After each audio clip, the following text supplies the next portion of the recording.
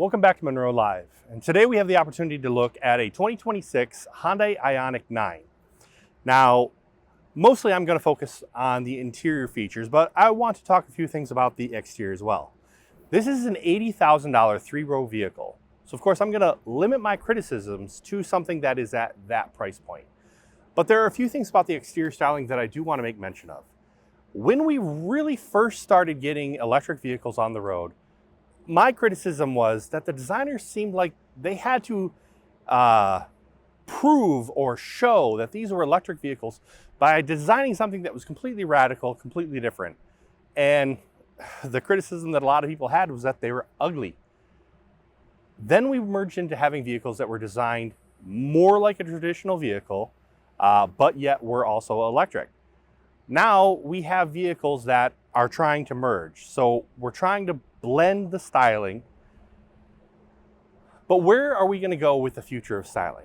So looking at this vehicle, looking at that side profile, I'm looking at the overall silhouette. I would say that this is more of a minivan shape rather than an SUV shape. Then I'm looking at the panel breakup along the side. What is the panel breakup doing for styling? So the first thing that I would make mention of is this black band. This is a decorative black band that goes front to back, cutting through the middle of the vehicle. Where would we traditionally see something like that? Well, if you were to look at the vehicle off to the right, of course that's a Bronco, but looking at the matte black finish of the wheel arch liners, the rocker panels, to the rear arch liners, to the rear fascia, that type of a shape almost looks organic. Now that's also a very, very old breakup in styling, but look at this one. I have my main door panel. I have that black band, which is being applied. I have a lower portion of the panel, which is being applied. Then I have a black band again on the bottom. That is a lot of layers. That's a lot of individual pieces that, to me, are not really doing all that much. I would expect this and this to be the same component, but if I'm already giving a black band across the bottom, why am I putting on this black band that's raised up? Looking at the fender, I have the main component of the fender. I have a wheel arch, which is a separate component. I have this inlay, which is a separate component. Then another separate component, then another separate component, then another separate component. This is the $80,000 vehicle, so this is the highest end trim. The highest trim, all of this is the same color. The only thing that I'm really getting are these breakup lines. Those breakup lines could have been done in mold and still have these be the same component. On the lower trim levels, however, they'll have this be black. So the cost of assembly, the cost of all of those different tools, all of the different molds to make up this assembly is being borne by every vehicle across the fleet. But the decoration isn't even used on the highest end trim level. It's only used on the lower trim levels. The logic behind this type of a design, this type of breakup, just does not make sense to me.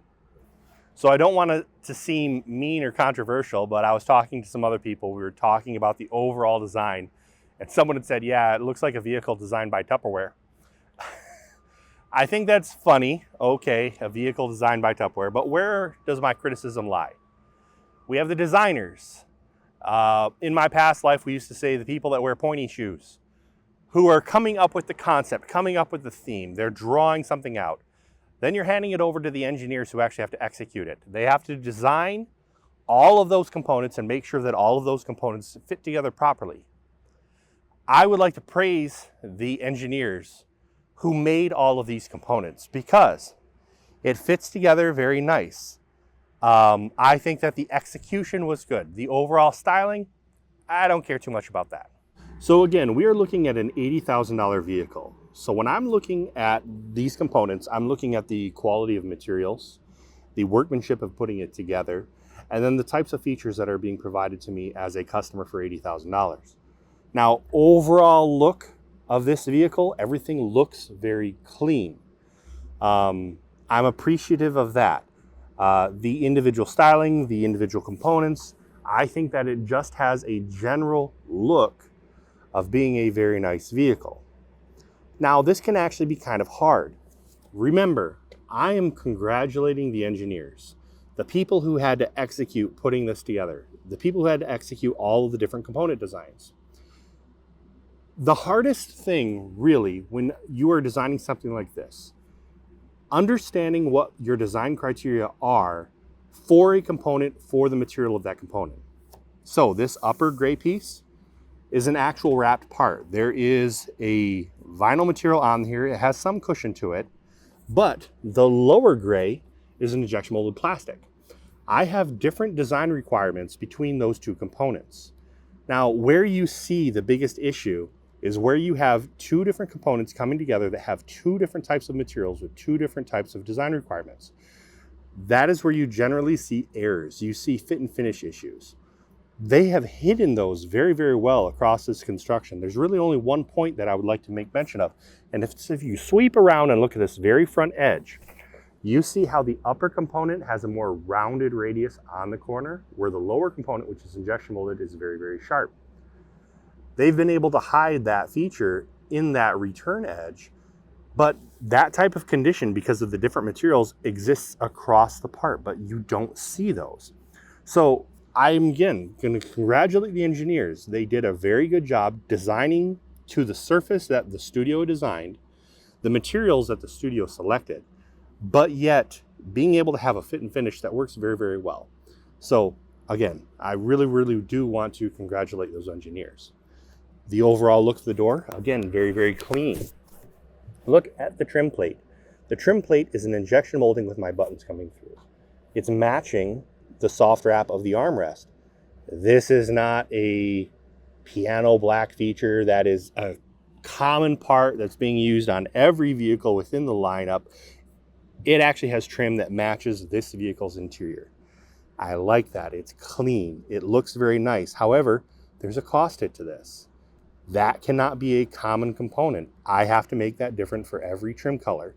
Now that makes sense on an $80,000 vehicle. If this was a $35,000 vehicle, maybe that would not make sense. But I'm appreciative, since I paid $80,000 for this vehicle. I'm getting something that is designed for me, for my vehicle. These are heated and cooled, or heated and ventilated seats. So you would expect to have that type of feature. Looking at the plastics on the side, again, the plastics match this vehicle's interior, so it's not a common black component for whatever trim color you're getting. It has a leg support. Now, I always question how I would, or what I would call those. It is not a footrest. It doesn't come anywhere near your feet. It is more of a calf and thigh rest. So I would just like to call it a leg support feature. The buttons look very, very nice. They're not just an injection molded black. They're trimmed out nice, which again, $80,000, I would expect that. The breakup between the gray panel and the white panel on the seat back, I really don't like that break. I think it's just kind of there in the surface. The alignment from the side bolsters to the middle bolster would end up being a problem. The question would become why? Why don't you just run those parts all the way down to the joint? So normally I don't actually drive these vehicles, so normally I don't actually tune anything to fit me.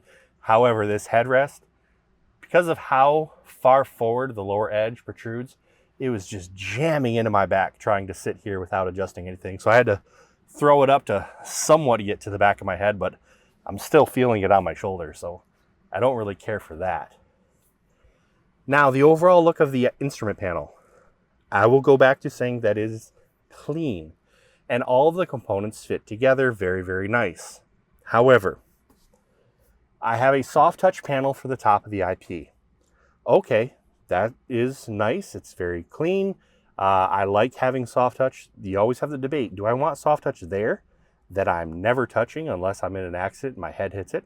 Or do I want soft touch here where I may actually have something that I would touch? This component is a painted component.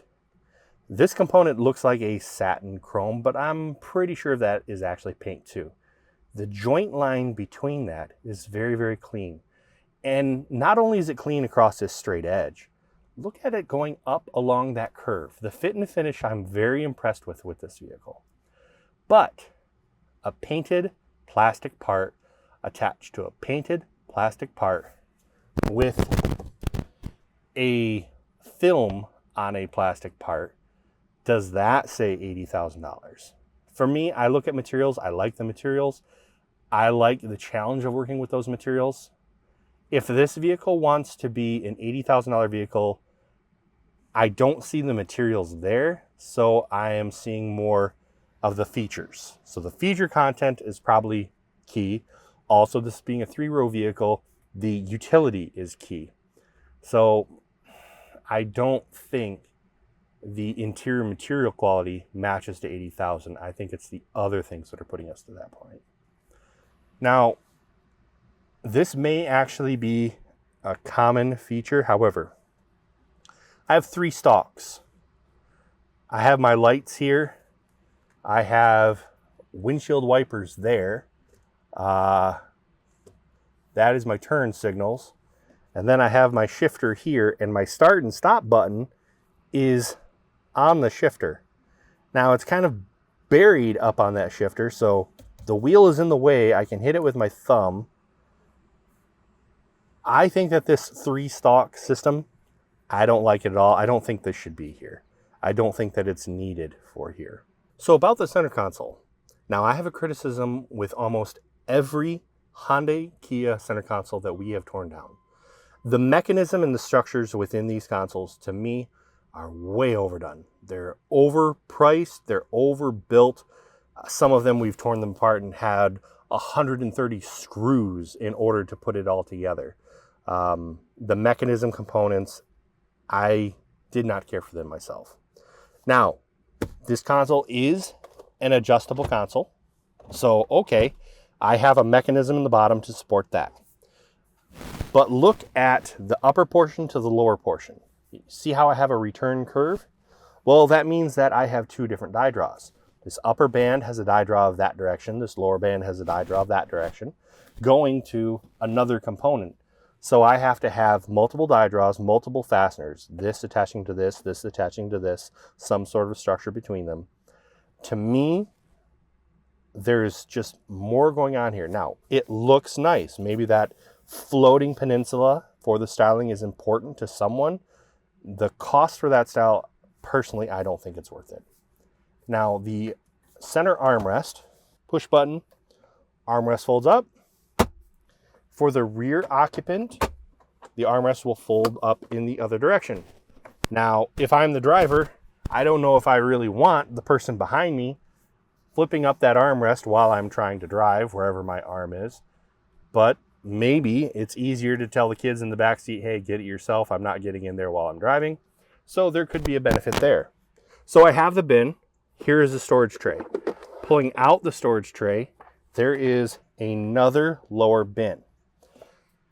Now you'd have to really get in there with the camera to see there is a small divider between a forward portion and a rearward portion. Now that is a removable divider, but my arm can go all the way in there.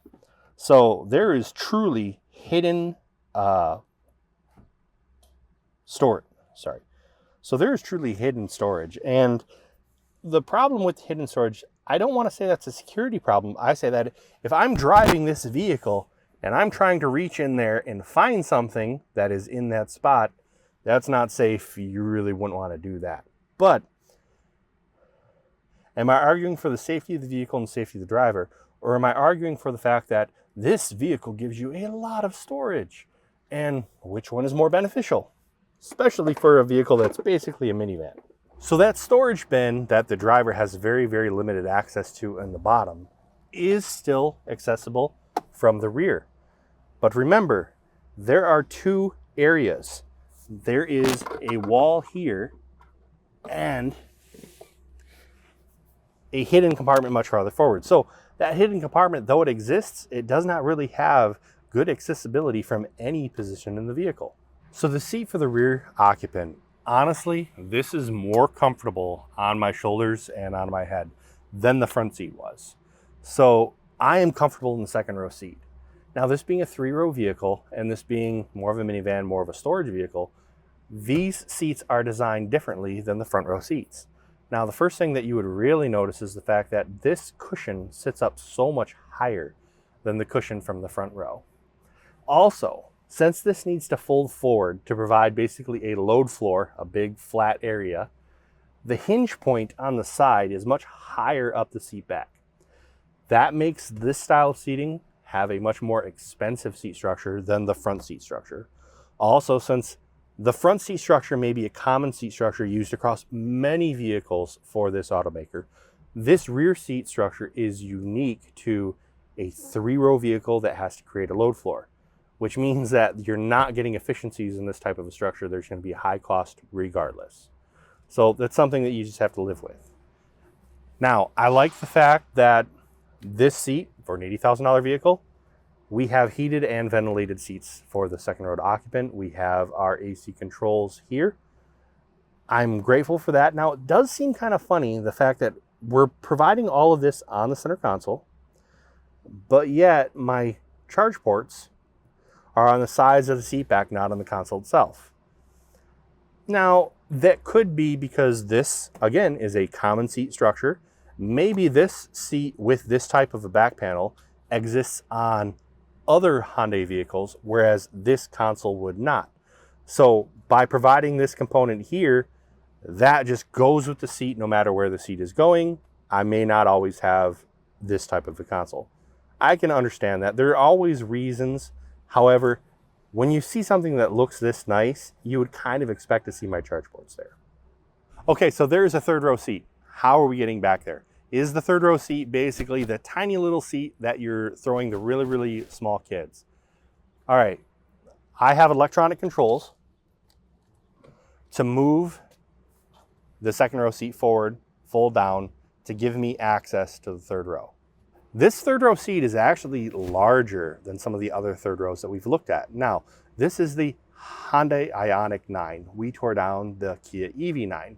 Kia EV9 being more of an SUV style, I do believe that the seat structures are actually smaller in the EV9 than they are here on the IONIQ 9. This seat, we've talked about in the past, the seat back. There is no upper latch, which means that there is no body component that is taking the force or the loads for that seat. Everything is managed in the lower seat structure, which means that the Hyundai and the Kia seat structures like this are very expensive lower seat structures to account for that. I did climb inside of this vehicle and I tested out sitting on this seat with this seat in a normal seating position, and I was actually quite comfortable in the third row, which really surprised me.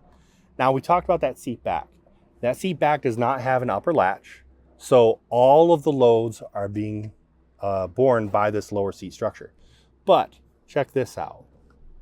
I have control over the angle of that seat back, so I can set the comfort angle that I want, and it will lock in that position.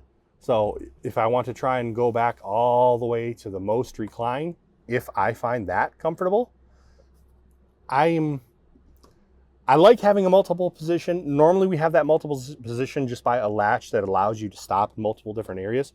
$80,000 vehicle, I'm paying for the power motor on the third seat, which is giving me that type of a comfort. I like that. So you could use this if I was outside the vehicle and I wanted to fold this seat all the way down. However, these controls are mostly for the people who are actually sitting in this seat. All right, back to the exterior styling a little bit.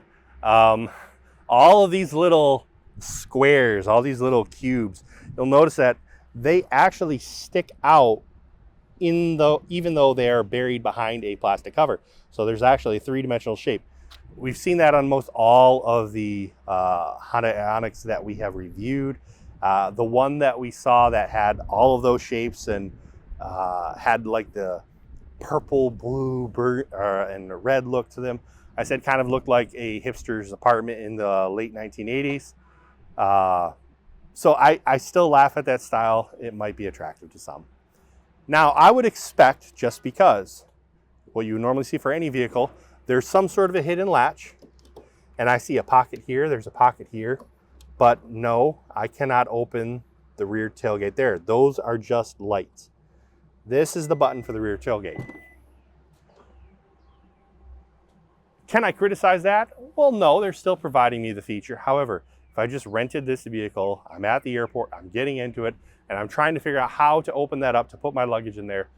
And this vehicle decided, rather than what everyone else does, it has a button on an upper surface off to the side. It kind of made me mad, but that's how they decided to do it. Now, I still do have my buttons to close the tailgate here, but let's look at what we have for our cargo area. Being a three-row vehicle, we don't have as big of a cargo area, but I do believe this is still bigger than the EV9. There's a very small compartment underneath this load floor, very, very small. So again, most of your storage is just the fact that this is a large three-row vehicle. Do I have controls to fold these seats down if I'm not going to be using the third row? Well, yes, I do.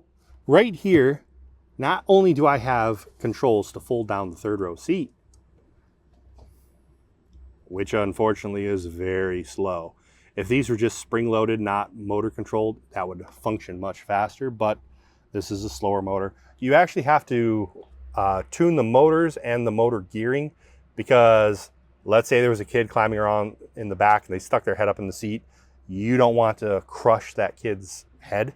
So you actually have to look at what is the prevailing force that's going to stop this feature from moving. I don't want this thing to move too fast. I don't want it to have too much power, blah, blah, blah. But I also have controls over that second row. So I can lift up or fold down the second row seat from this position. So in the end, for me, I think that this is a very clean vehicle.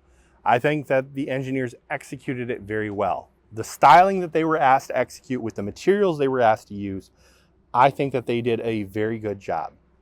The styling, specifically the exterior styling, I question, but I can't blame the engineers for this styling choice. So for $80,000, yes, it does impress me. This is not the type of vehicle that I need, so no, it's nothing that I would purchase. We do have some vehicles that are coming up. One of our employees is actually going to be taking this home, driving it. He'll be able to give you an understanding of what it was like to use with him and his family.